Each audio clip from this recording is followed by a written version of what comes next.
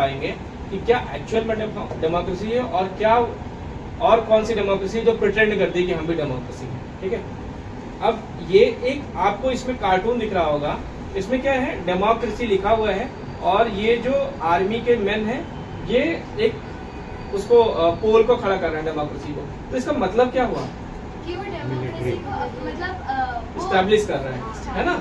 वो यहाँ पे मिलिट्री के लोग गए, फिर उन्होंने वहां पे डेमोक्रेसी को स्टैब्लिश करने का प्रयास किया।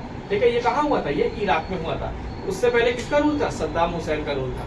ठीक है, तो सद्दाम हुसैन को भी आप क्या कह सकते हैं, लोगों ने जो कहना है कहा, हिटलर किसी ने कहा, किसी ने ऑटोक्रेट कहा, किसी ने whatever you are saying, what you are saying, क्या बोल रहे थे आप, डिक्टेटर, किसी ने डिक्टेटर भी बोला उनको।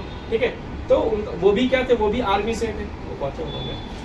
ठीक है, अब फीचर्स ऑफ डेमोक्रेसी अगर हम ले लेंगे तो उससे हमें ज्यादा पता चल जाएगा कि एक्चुअल में डेमोक्रेसी क्या होती है। ठीक है, तो पहला फीचर क्या है, who are the rulers in the definition which of, हाँ, we have started with simple definition, democracy is a form of government in which the rulers are elected by the people. अब क्या है, who are the rulers in this definition, what kind of elections constitute a democratic election. ठीक है, किस तरीके के election democratic election होते हैं। बहुत सारे इलेक्शन जो होते हैं ना वो फ्रॉड होते हैं, उसमें बहुत सारा कोर्शन होता है ना, तो वो डेमोक्रेसी के इलेक्शंस नहीं है।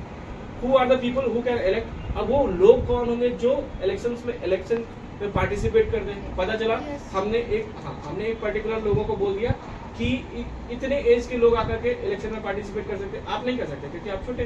ठीक है, या इस कैटेगरी के लोग कर सकते हैं, या इस एरिया के लोग कर सकते हैं, इस एरिया के लोग नहीं कर सकते। बच्चों को इसलिए नहीं करने देना क्योंकि वो समझ नहीं पाएंगे। हाँ, ठीक है, उसके बाद who are the people who can elect. हाँ, finally what kind of form of government is democracy. अब उसमें गवर्नमेंट का फॉर्म क्या होता है उसके बारे में हम आगे पढ़ेंगे। ठीक है, अब इसके बाद एक आप यहाँ पे देखो सीरिया लिखा हुआ है, और ये जो सिंबल है लेडी का, ये लेडी का सिंबल किस चीज का है, ये सिंबल है जो जस्टिस, लेडी जस्टिस है।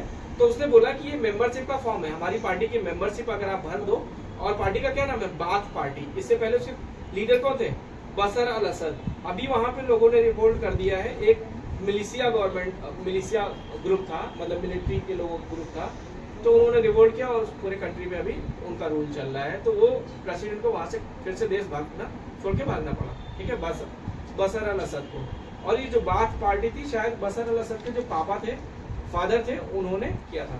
अब इसके बाद ठीक है, हम major decision by elected leaders. अब पाकिस्तान के बारे में हम बात करते हैं।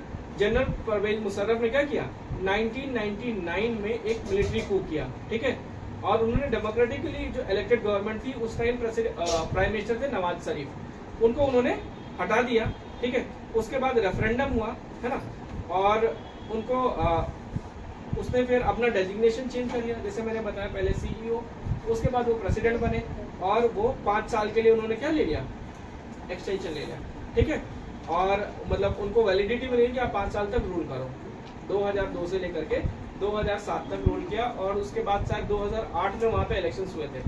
तो हुआ बेसिकली क्या था कि जो कारगिल का वॉर था, कारगिल की वो प्रिपरेशन कर रहे थे 1999 में, तो वहां की जो इलेक्टेड गवर्नमेंट थी, उसके प्राइम मिनिस्टर जो थे नवाज शरीफ थे, उन्होंने उसका अपोज किया कि आप ये कारगिल वॉर मत करो। उनको उन्होंने अंधेरे में रखा और कारगिल का वॉर कर लिया। तो जब उन्हें पता चला कि डेमोक्रेटिकली इलेक्टेड जो गवर्नमेंट है वो हमारे अगेंस्ट आएगी, तो उन्होंने उस गवर्नमेंट को ही हटा दिया। ठीक है, तो कहीं भी मिलिट्री इतनी स्ट्रांग भी नहीं हो जानी चाहिए कि वो उस गवर्नमेंट को ही हटा दे।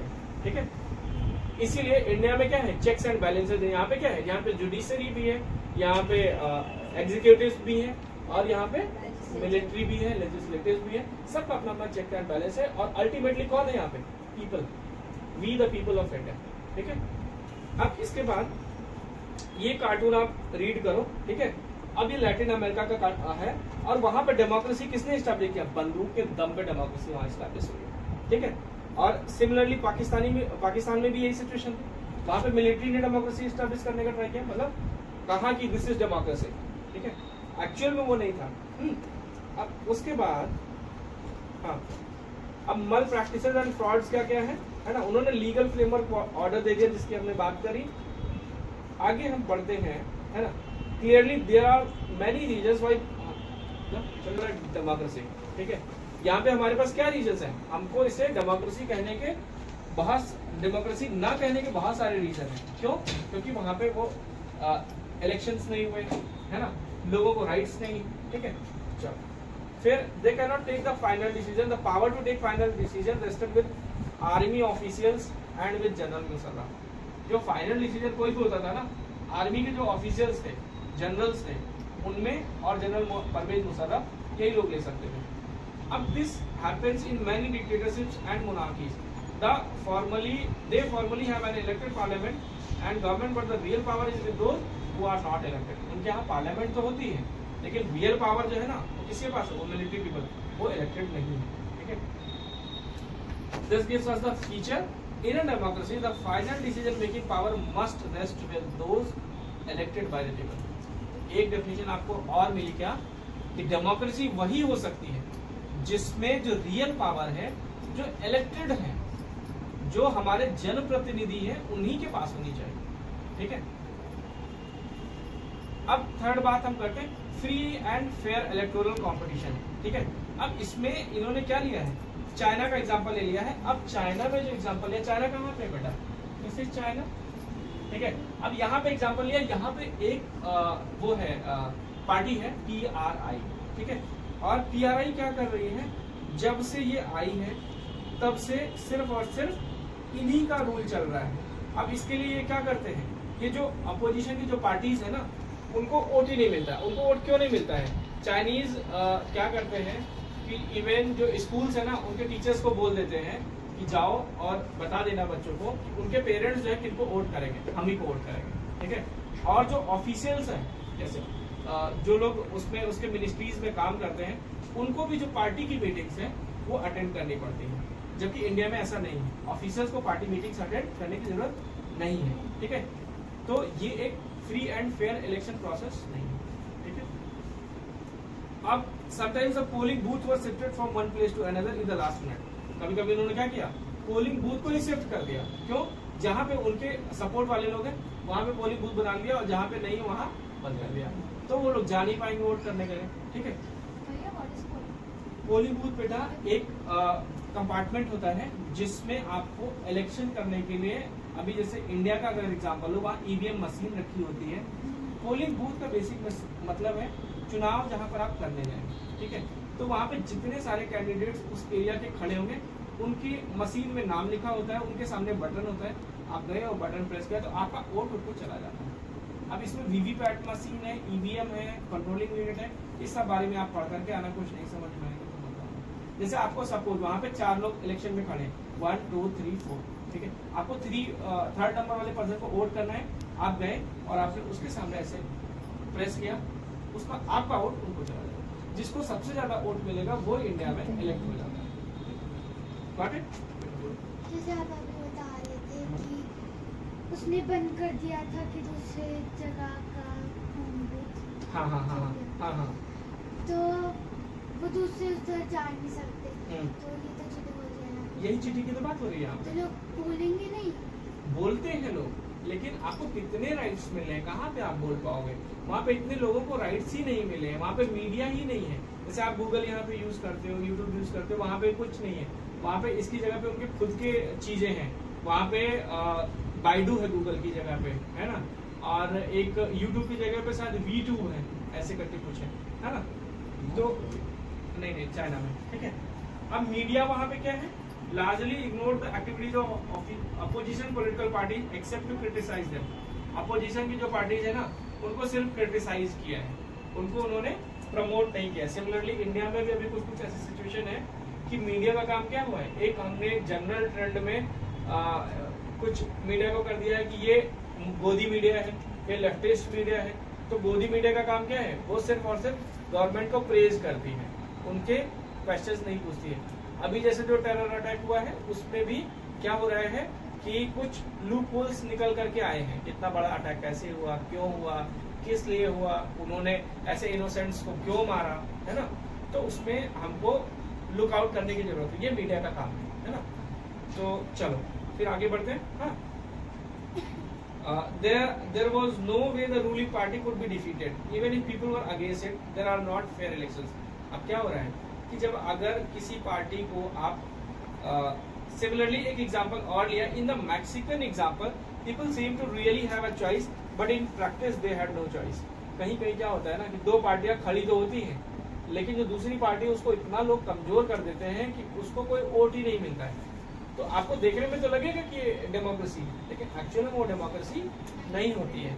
वहाँ पे जो रूलिंग पार्टी है वही रूल करती रहती है, ठीक है। So democracy must be based on a free and fair election where those currently in power have a fair chance of losing, ठीक है। जो पावर में अभी है उनके पास भी चांस होना चाहिए कि वो लूज कर सके इलेक्शन। ये नहीं कि वो हमेशा अपना कुछ ना कुछ चेंज करके इलेक्शन को जीतते रहे, ठीक है। जैसे अभी दिल्ली गवर्नमेंट का इलेक्शन हुआ तो यहाँ पे क्या हुआ, यहाँ पे जो इससे पहले जो गवर्नमेंट थी वो हार गई और एक नई गवर्नमेंट फॉर्म होकर के आई, है ना। इसके बाद एक और है कार्टून है, ये देख लो, इसमें क्या लिखा है, 1 man 1 vote। हाँ, 1 man 1 vote। तो क्या होना चाहिए, जैसे हमने वोट किया तो हमारे वोट की वैल्यू भी 1 होनी चाहिए, अवनी के वोट की वैल्यू भी 1 होनी चाहिए, समर के वोट की वैल्यू भी 1 होनी चाहिए। ऐसा नहीं होना चाहिए कि मैं मान लो पर्टिकुलर रीजन से आता हूँ या पर्टिकुलर एरिया से आता हूँ तो मेरे वोट की वैल्यू 4 हो जाए और इनकी 1 हो जाए। That is not the case. और इसको हमने क्या कहा है, इसको हमने कहा है यूनिवर्सल एडल्ट फ्रेंचाइज, ठीक है। ये टर्म अगर आप लोगों को नहीं समझ में आएगा तो बता देंगे। एडल्ट मतलब क्या होता है, 18 प्लस होना चाहिए, ठीक है। और फ्रेंचाइज मतलब आपके पास अधिकार होना चाहिए किसी को वोट करने का, ठीक है। और ये क्या होना चाहिए, ये यूनिवर्सल होना चाहिए। तो यहाँ पे क्या है, 1 person 1 vote, ठीक है। अब हमने यहाँ पे 1 man न करके 1 person कर दिया है। इसका मतलब क्या हुआ, ये जेंडर न्यूट्रल हो गया है। वो मैन भी हो सकता है, वो वुमेन भी हो सकता है, और क्या हो सकता है, वो ट्रांस भी हो सकते हैं, ठीक है, ठीक है। अब जिम्बाब्वे में क्या हुआ, Zimbabwe attained independence from white minority rule in 1980। Then the country has been ruled by ZANU PF, ठीक है। उस पर्टिकुलर पार्टी का नाम क्या है, ZANU, ठीक है, पीएफ जो भी है। अभी 19 जिम्बाब्वे कहाँ है बेटा, जिम्बाब्वे लगभग यहाँ पे, ठीक है। जिम्बाब्वे भी अभी क्या है, 1980 में जब वो इंडिपेंडेंस उसको मिली तब से वहाँ पे एक पर्टिकुलर पर्सन रूल कर रहे हैं एज ए प्रेसिडेंट। उनका नाम क्या है, रॉबर्ट मुगाबे, ठीक है। और जिम्बाब्वे के बारे में और बता दें, वहाँ की इकोनॉमी अभी बहुत खस्ता हाल हो रखी है। जैसे हमारे यहाँ $1 की कीमत 80 है, वहाँ पर $1 की कीमत एक टाइम हुआ था शायद 20,000 तक पहुँच गई थी। तो अगर आप जी बेटा, हाँ, फाइटिंग वगैरह होती रहती है। तो इन्फ्लेशन वहाँ पे इतनी ज्यादा हो गई क्योंकि करेंसी की वैल्यू बहुत डिप्रिसिएट हो गई। ये इकोनॉमी का टर्म है। तो आपने क्या किया, SST को कहाँ से लिंक कर दिया, SST को आपने इकोनॉमी से लिंक कर दिया, ठीक है। और साइंस से कहाँ पे लिंक हो, कोई बता पाएगा मुझे? देखा, जैसे किंग जो सिस्टम होता था कब होता था, ये एंशिएंट हिस्ट्री में होता था, लेकिन अभी भी कहीं कहीं ये कंटिन्यू हो रहा है, ठीक है। ज्योग्राफी तो आपका मास्टर सब्जेक्ट है, क्या आप डिस्कस ही कर रहे हैं। ज्योग्राफी से हमने कई जितने कंट्री हैं वो सारे डिस्कस करते हैं। एक बार टाइम बता दो बेटा, 7 घंटे, ठीक है, 10 to 15 मिनट्स को। अब वहाँ पे क्या है, लोगों को बेसिक राइट्स ही नहीं मिले हैं। और there were independent newspapers but the government harassed those journalists who went against it। वहाँ पे इंडिपेंडेंट रूलर्स जरूर थे, लेकिन उसको उन्होंने क्या किया, इतना हैरेस कर लिया जो अगेंस्ट आते थे गवर्नमेंट के, ठीक है। तो वो भी, उनका भी मुंह बंद हो गया। और जजेस जो जजमेंट दे देते थे, जैसे इंडिया में है अभी भी गवर्नमेंट के खिलाफ कुछ जजमेंट देना हो तो दे लेते हैं, वो कुछ भी होगा अगर, ठीक है। तो लेकिन वहाँ पे ऐसा पॉसिबल नहीं था। हाँ, तो this requires state should respect some basic rights of the citizen. They should be free to think, to have opinion, to express these in public, to form association, to protest. अब इसके हमने क्या कहा, हाँ चलो एक और लाइन डिस्कस कर लेते हैं। The example of Zimbabwe shows that popular approval of the ruler is necessary in a democracy, but it is not sufficient। अब एक टर्म आया है यहाँ पे, popular government can be undemocratic. Popular government क्या होती है बेटा? पॉपुलर गवर्नमेंट बेटा होता क्या है, जिसको ज्यादा वोट मिलते हैं। नहीं बेटा, जिसको मेजॉरिटी वोट मिल गया है जिसको, ठीक है।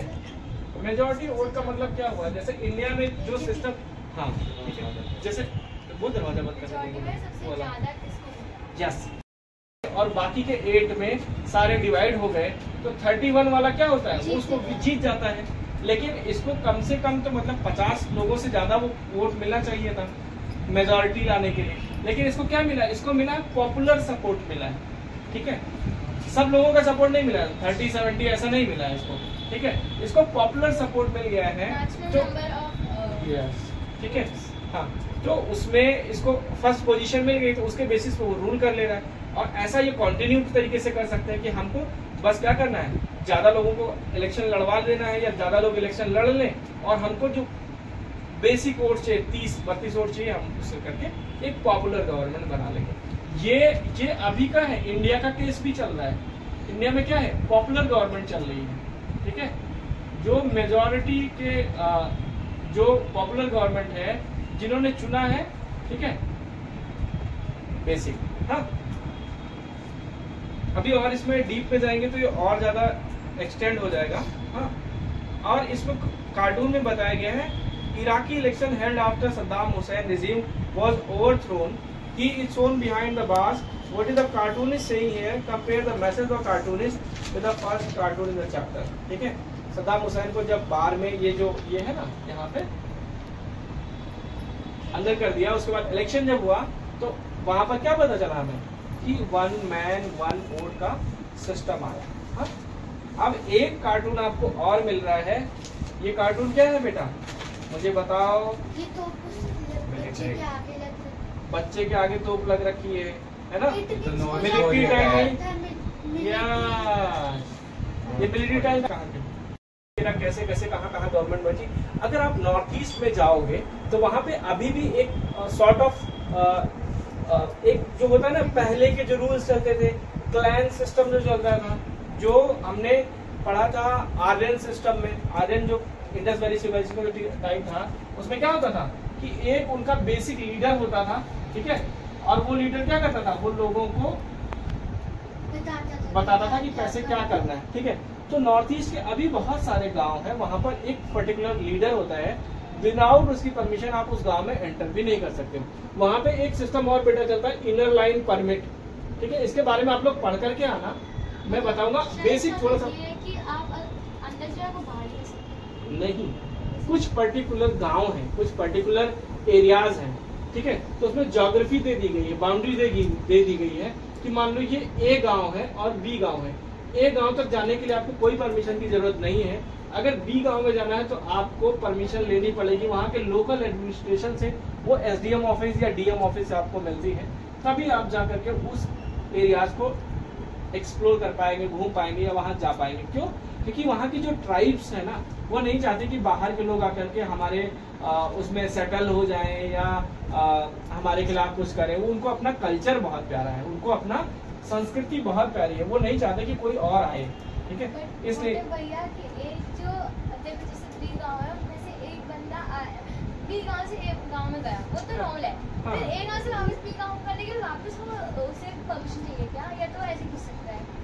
नहीं, जितनी बार आपको ए से बी में जाना पड़ेगा ना, उतनी बार आपको परमिशन लेनी पड़ेगी। बट ये बेटा ए से बी नहीं, आप समझे नहीं। ये अरुणाचल प्रदेश मान लो एक स्टेट है, ठीक है, और अरुणाचल प्रदेश का जो स्टेट है वहां का एग्जांपल ले लेते हैं। जो अरुणाचल प्रदेश के रेजिडेंट है उनको नहीं चाहिए परमिट। जो मान लो यूपी से, कर्नाटका से या महाराष्ट्र से अगर जा रहे हैं तो उनको घूमना, मान लो अरुणाचल प्रदेश का पूरा स्टेट घूमना है, ठीक है, या नागालैंड का पूरा स्टेट घूमना है, तो नागालैंड में अगर वो गए तो मान लो कुछ विलेज है, मान लो ए है, बी है, सी है, डी है, यहाँ पे तो आप फ्रीली जा सकते हैं। लेकिन एफ जी एच में अगर आपको जाना होगा, क्या बेटा, पी क्यू, अच्छा ठीक है, पी एफ जी एच में अगर आपको जाना तो आपको क्या चाहिए, परमिशन चाहिए। ये कब आया?